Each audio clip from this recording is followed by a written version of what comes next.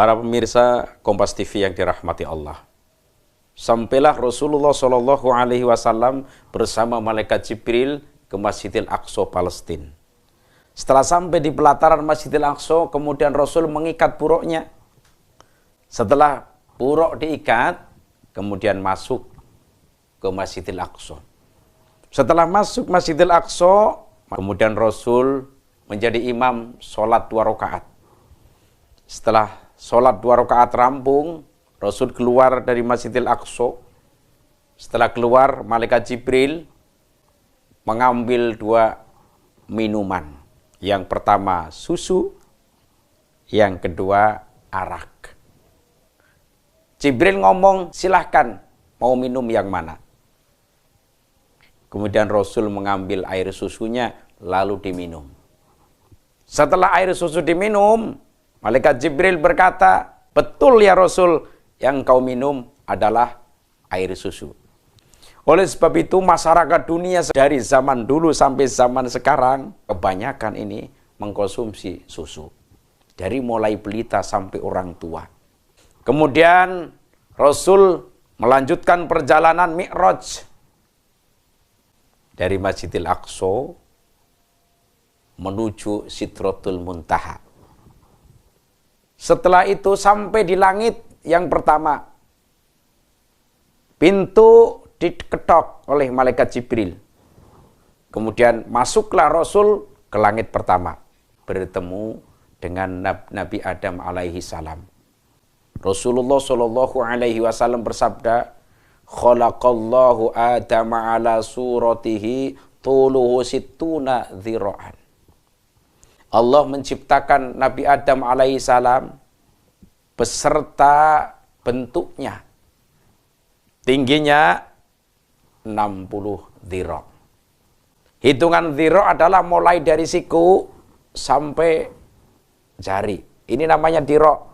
Dari siku sampai jari. Kalau dhira'-nya orang dulu perkiraan, ini perkiraan 0,5 meter.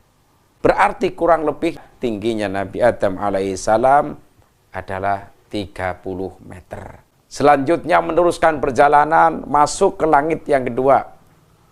Bertemu dengan Nabi Yusuf alaihissalam. Masuk langit ketiga. Bertemu dengan Nabi Isa dan Nabi Yahya. Masuk langit keempat. Bertemu dengan Nabi Idris alaihissalam. Naik lagi langit yang kelima. Bertemu dengan Nabi Harun alaihissalam. Naik langit ke-6. Bertemu dengan Nabi Musa alaihissalam. Kemudian naik lagi langit yang paling terakhir, yaitu langit 7, bertemu dengan Nabi Ibrahim alaihissalam. Setelah itu langsung Sidratul Muntaha, menerima sholat 50 waktu. Setelah menerima sholat 50 waktu, kemudian Rasul turun ke langit yang ke-7, turun langit yang ke-6.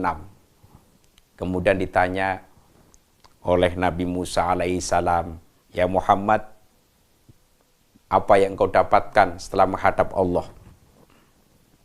Rasul menjawab, saya diperintah oleh Allah beserta umatnya untuk melaksanakan sholat 50 waktu. Kemudian Nabi Musa kaget. Minta dikurangi aja, Muhammad.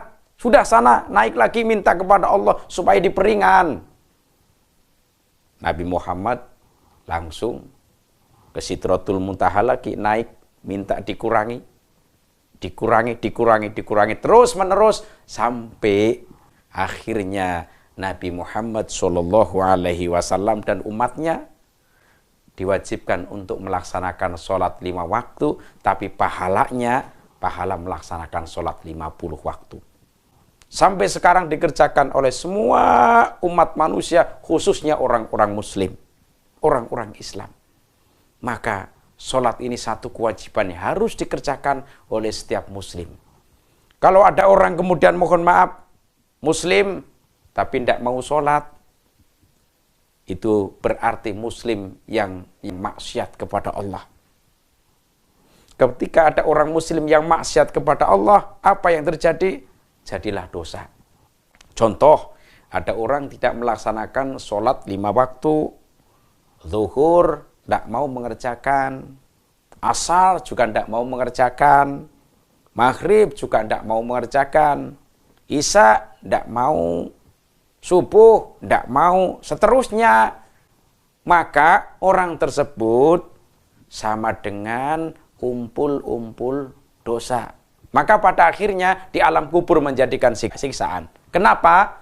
Satu kewajiban apabila ditinggalkan menjadikan dosa. Mudah-mudahan keterangan yang singkat ini bermanfaat bagi kita semuanya. Barangkali banyak kesalahan, mohon maaf. Wallahul muwaffiq ila aqwamit thoriq. Wassalamualaikum warahmatullahi wabarakatuh.